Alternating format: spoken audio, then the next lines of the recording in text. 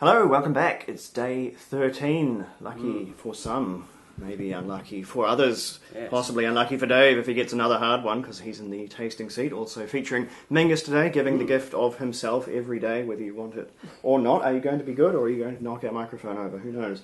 We will tolerate you for a little while. Anyway, so Dave is going to get straight into it here, and I'm going to get straight into the box and see if I can get it to relinquish day 13 for me. Where are we? Up the top here. Will Black Friday be my lucky day for whiskey guessing? We'll see. So we just had yesterday our first true blend. We've tasted our first grain whiskey that the calendar has to offer. I still think there's a single grain waiting in the wings for us somewhere, but we will get to that when we get to that. As for today, oof, that wasn't too hard. As for today, I suppose I say that, or rather I make that noise every single time, but I really mean it this time. As for whether or not Dav's going to pick this, he's going to enjoy it. I'm going to say that much. We're getting into the good stuff now, I dare say. So, pour us a wee slug here. Remind myself of the strength. Okay, and into the tankard it goes. Okay, so now, we'll start the clock. And please begin the power taste. Dave's going to try and guess the nature of the spirit, the region of the spirit, and indeed the name of the spirit, if he can.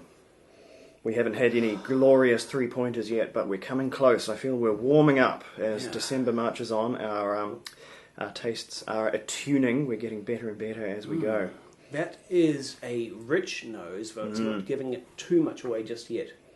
I have to go in for a sip early on. It's rich. I'll show everyone but Dave the colour here. It's interesting wee colour, considering some of its other properties. But yes, rich is right.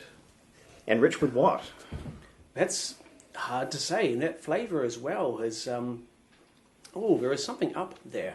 I'm getting, right off the bat, oodles and oodles of honey, heather honey.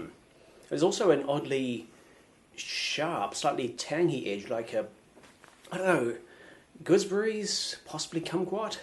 Kumquat. Yeah. Goodness, I don't know if I could even pick a kumquat out of a lineup. No, but I've had kumquat before, but it's this is that's peculiar. I'm going to need a little water, I think. Just yes, maybe use a sensible amount based on the strength. Good grief.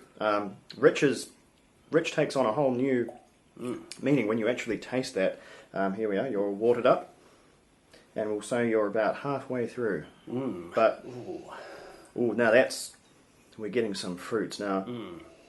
I'm almost getting a banana custard coming out of that. Yeah, there's a hint of there's custard, a bit of caramel, a little creme brulee. This is starting to become quite familiar, but I can't. It's a bit of a deja vu whiskey. I don't know where I've encountered these hallmarks before. Stick to the basics. Are we thinking? Are we malt or grain here, or both? Well, I'm going to go for malt because that's that's also the most likely guess, but also it's there's nothing that's overtly screaming otherwise. No, I would tend to agree. Is this a slightly off the beaten track Springbank? I'm getting some of those confectionary and honey and maybe. Well, you can ask the question, but you have to make the statement. I'm thinking we have a slightly odd-aged Springbank, like 11 or 13, something that I normally do as a standard, and possibly from a curious cask or mix of casks. I'm prepared to be completely wrong on all this, but for want of anything that's a better guess, I'm going to go for those. All right, and you had 15 seconds even to spare, so a efficient use of time there. Now you didn't get it all the way, but I can see exactly why you chose what you chose. What we're dealing with here is something a bit special. It is 21-year-old Aaron. Oh, wow. So, in addition to being just about the oldest Aaron I think either of us have tried, conceivably some of the oldest Aaron to exist, because it's not an old distillery.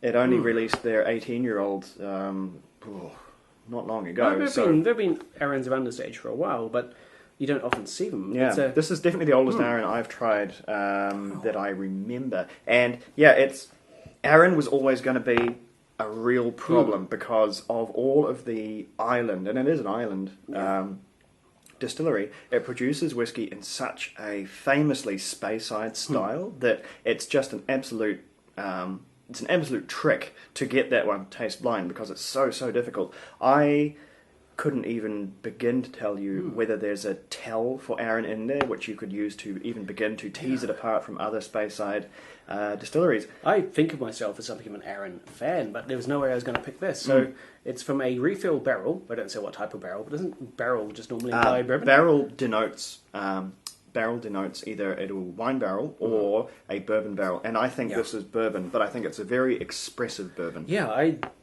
got none of it and bottled it 52%. So I think that's probably natural. Odd to get one bang on the percent like that, but I've got no reason to sort of doubt it, and that's definitely unchill filtered there and uncoloured. I think that's probably given the age, I think that's probably a second fill, if not a third. So there's actually quite a lot of old spirit characters driving this one. If that was a fresh bourbon barrel, this would be it would be a lot darker, but B, this would be a very, very oaky driven whiskey. So what we're having here is a very, in its own way, quite a typical Arran, but that doesn't make it any easier because typical Arran is nothing like any other island whiskey. It's very, very tough. I know exactly why you went the Springbank direction as well, because it would have been one of the directions I was going to go if I was tasting this blind, because there's a bit of funk on the top of this one. There is a bit of interesting barrel. You always funk. get a bit of a sharpness to Springbank on top of the sweetness. Which there's that super sweet sort of fruit fondant kind of a thing, which sort of begins rock candy, sorbet, all the good sweet stuff. It begins in the 15-year-old, which we've reviewed,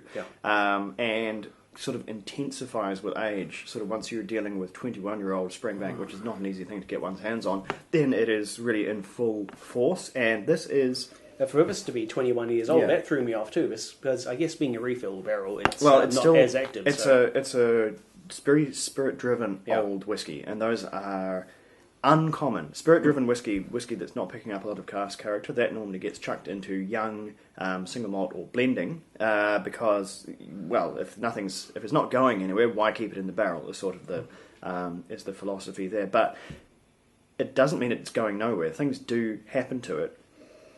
And this has definitely gone somewhere. Look at that cloud on that one. That is the definition of an unchill filtered whiskey there. I think there's huge amounts going on here, and there's huge amounts of mature distillery character, which is not something we've had a great deal of opportunity to try with Arran, being a younger distillery. They're a very generous distillery with giving people access to their malts. Arran will show up time and again, and as in this case, as independently bottled single cask expressions. So they are actually one of my, if I was to sort of do the top 10 of distilleries, Arran is up there. They're one of my favourites.